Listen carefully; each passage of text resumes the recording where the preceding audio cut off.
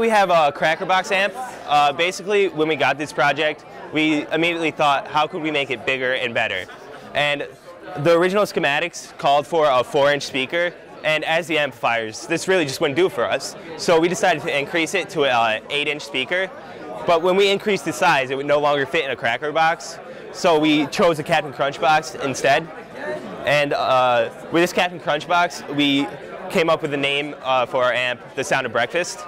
So it consists of 8-inch speaker, volume and tone controls, on-off toggle switch, and 1/4 inch headphone jack. It runs on a simple 9-volt battery, so it can pretty much go wherever you want to.